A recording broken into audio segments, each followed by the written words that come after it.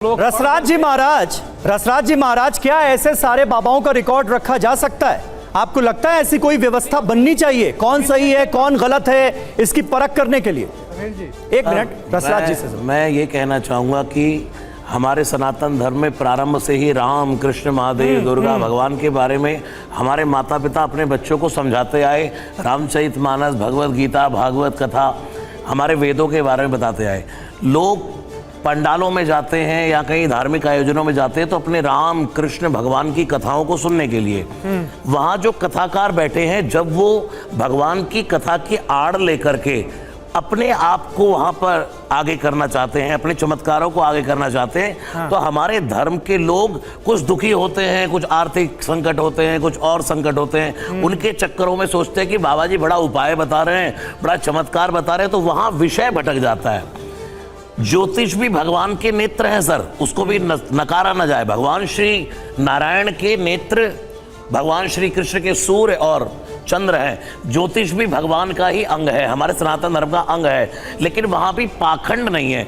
मेरा कहना सिर्फ इतना ही है अपने सनातन धर्म के लोगों से कि जब आप भगवान की कथाएं सुनने जाते हैं तो वहाँ जाकर के जब आपका जो मुद्दा है, जो आपका चैप्टर है, जब वो भटकाया जाए तो वहां से आपको अपना माइंड, अपनी बुद्धि लगानी चाहिए कि भाई यहाँ जो सनातन की बात हो रही है, रामकृष्ण की बात से अब ये जो कथाकार है कहीं ये अपना माया जाल तो नहीं फैला रहा। हम सुनने क्या आए हैं और सुना क्या जा रहा है, इसकी बुद्धि तो जनता को स्वयं ही अपना विचारों में लानी पड़ेगी। ठीक है, आपने एक इंपॉर्टेंट बात कही कि अगर इनसिक्योरिटी होती है मन में, अगर किसी को कोई समस्या है, कोई किसी बात को लेकर गमगीन है, किसी को कोई बीमारी है, तो वो ज्यादा इस तरह के बाबाओं के झांसे में आता है। लोग क्या कहते हैं सनातन धर्म को टारगेट करने की कोशिश आपको नजर आती है क्या जब ऐसे बाबाओं पर सवाल उठता है? क्या कौन जवाब देना चाहेगा?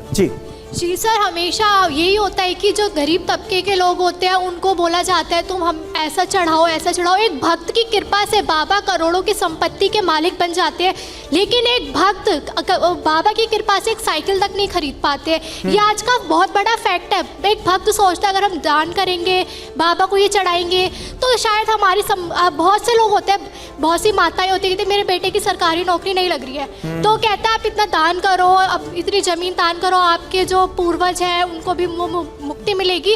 लेकिन ऐसे करते करते ही बाबा करोड़ों की संपत्ति के बनते जाते हैं मालिक, और भक्त उनकी कृपा से एक साइकिल तक भी नहीं खरीद पाते। ये बहुत बड़ा फैक्ट है। बिल्कुल, ये बहुत बड़ा फैक्ट है और आपने बिल्कुल इस पूरी समस्या की जड़ की तरफ आपने इशारा किया। ये बहुत बड़ा फैक्ट है। पीछे आप भी कुछ कहना चाह रही थी? जी सर, मेरा एक सवाल है आप लोगों से। मतलब आप जैसे हम लोग हैं, हम लोग भी ये सारी चीज़ें सोशल मीडिया पे पहले से देखते आ रहे हैं और देखते हैं, आप लोग भी देखते होंगे, तो ऐसी क्यों सिचुएशन आ जाती है कि जब हादसा हो जाता है उसी के बाद आप लोग स्टेप उठाते हैं? अगर इन सब चीज़ों पे पहले ही स्टेप उठाया जाए तो जनता अवेयर हो जाएगी ना इन सब चीज़ों को। बिल्कुल, ये बहुत इंपॉर्टेंट बात है और बहुत अच्छी बात है कि युवा खुलकर इस मुद्दे पर अपनी राय रख रहा है। इस बाबा के भी सारे कांड अब सामने आ रहे हैं जब इतना बड़ा हादसा हो गया, 121 लोगों की जान चली गई। इसका जवाब यतिमा जल्दी से। बिल्कुल, देखो बेटा, पहले ही क्यों नहीं जाग जाते हम पहले ही क्यों नहीं जाग जाते? देखिए, लगातार बाबा अरेस्ट हुए, रामपाल अरेस्ट हुआ, किस तरीके का आक्रोश जनता में था और किस तरीके का डेमोन्स्ट्रेशन किया गया जब वो अरेस्ट हुआ। समझने वाली बात ये है कि सन्यासियों की एक परंपरा है।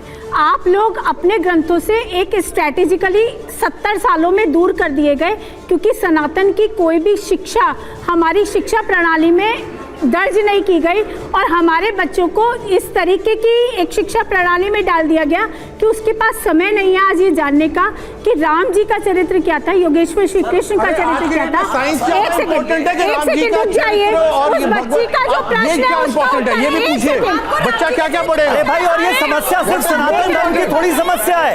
ऐसे पाखंडी तो घर में बैठे हैं, जागते नहीं, ये समस्या सनातन धर्म की नहीं है ना, ये समस्या सिर्फ सनातन धर्म की नहीं है, ये अपने पाखंडी हर जगह बैठे हैं। समीर जी सुनिए, जब हमारे राजनेता कोई भी हो ऐसे बाबाओं के दरबार में जाकर नतमस्तक होते हैं, तो वहाँ का डीएम, वहाँ का एसएसपी, वहाँ का दरोगा पहले जब उसकी तैनाती होती है ना, तो पहले बाबा के यहाँ जाके माथा टेकता है। उसका कारण ये है कि कहीं कोई नेता नाराज ना हो जाए मुझसे।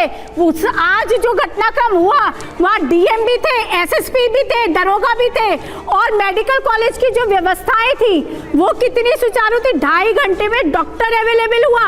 ये सोचने का अरे भाई, उस व्यवस्था पर तो लगातार हम सवाल उठा ही रहे हैं, लेकिन समस्या है पाखंड की, समस्या है कि किस तरह से भक्तों को बेवकूफ बनाया जा रहा है धर्म का नाम लेकर।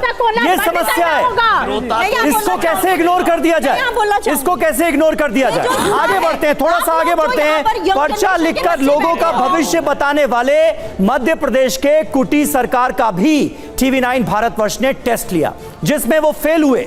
इनका दावा है कि ये छड़ी घुमाते ही सब जान लेते हैं। उनके सारे दावे हकीकत के धरातल पर दम तोड़ते नजर आए TV9 भारतवर्ष के टेस्ट में। ये देखिए।